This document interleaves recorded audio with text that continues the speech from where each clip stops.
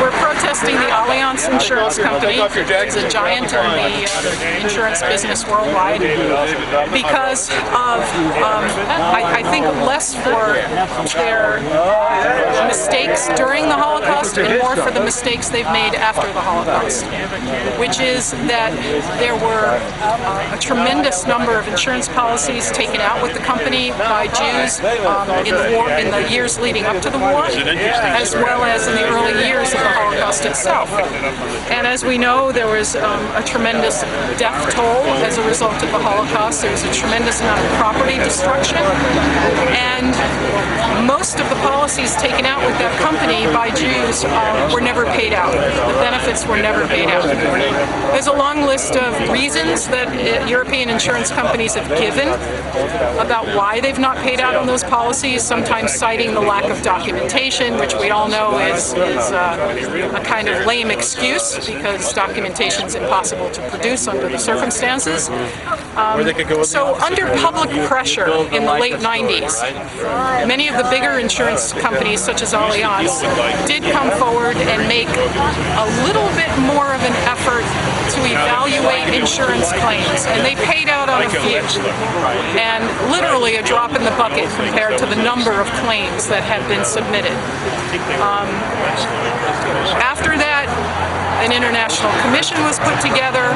It involved a lot of heavy hitters in the insurance business and in government from Europe, as well as this country. It was called ICHEC, International Commission for Holocaust Insurance, etc. And that resulted in more policies being paid out. Again, ultimately a drop in the bucket. Experts have estimated the total amount of money that would be due today to claimants to be in extraordinary excess of what's been paid. So the fact remains that many of these companies ultimately profited from death and destruction. What have they done with those profits? That's why we're here today. Allianz, one of the biggest insurers worldwide, profited tremendously as a result of the Holocaust. Yes, they've paid out on a small number of those policies, relatively speaking. What have they done with the rest of the profits? And meanwhile, Holocaust survivors today in this country and in this local community are sometimes choosing between medicine and food. They don't have the resources, they're increasingly frail and needy. So we're asking that Allianz make a better effort at being a good corporate citizen of the world, and while there's still time, while the survivors are still alive, they do far more than they've done to date. That's why I'm here. We certainly want to show support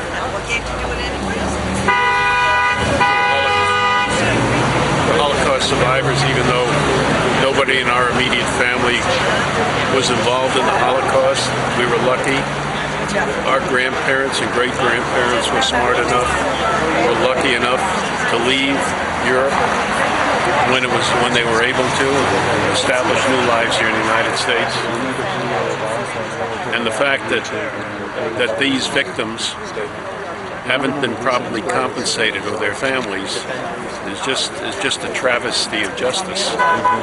And unfortunately, too many people have gotten away with the loot, even though they weren't directly involved in the Holocaust. They were standby participants who didn't raise their voice or tried anything. And it's interesting that the gal from Channel 12 is using a Leica camera, and the family of Leica, they shielded their Jews that worked for Leica, and he was a righteous Gentile and transported a lot of his Jewish employees to the United States into his own facilities, and he was a real hero. But unfortunately, they were far and few between.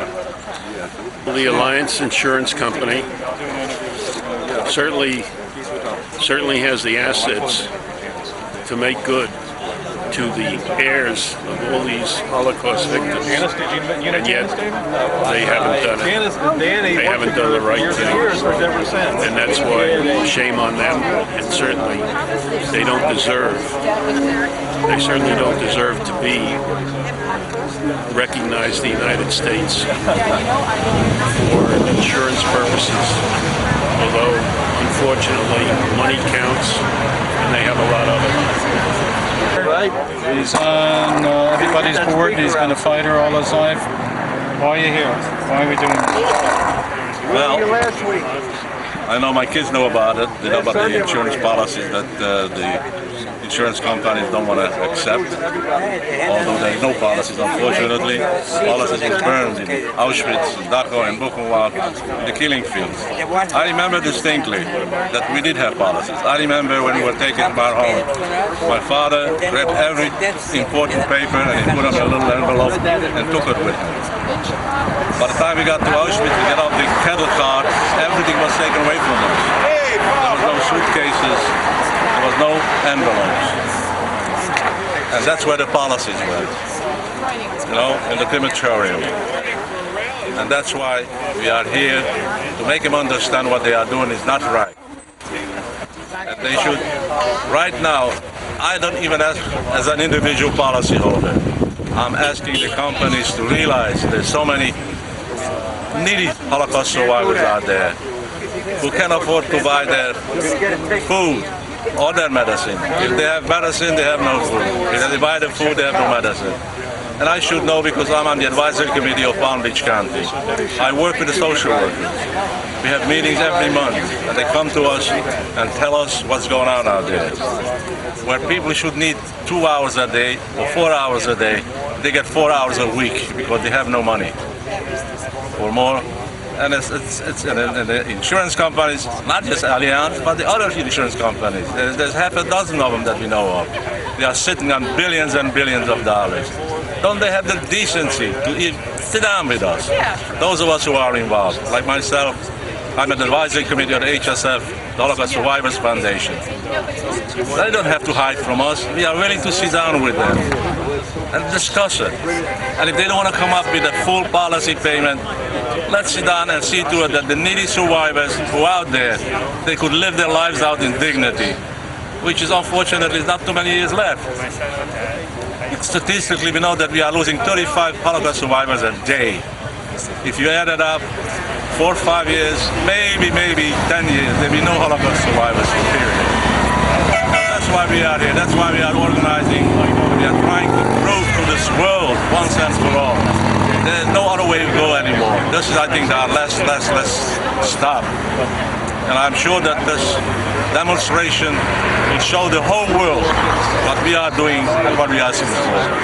And I hope they realize they have the decency to say, yes, time has come. Maybe this is the only way. We should try to help the needy survivors once and for all. Because there's so many thousands out there. They are in the poverty. They don't have extra dollar or anything that's not necessary to have it. And that's all I can tell you about it. That's why we are here. And I'm proud of my son and my wife Shirley, who are with me. Especially my wife who puts up with me, running back and forth, running to Washington to testify before Congress and the Senate. As long as I have my health, I'm not going to stop. I'm going to do it. My name is Linda.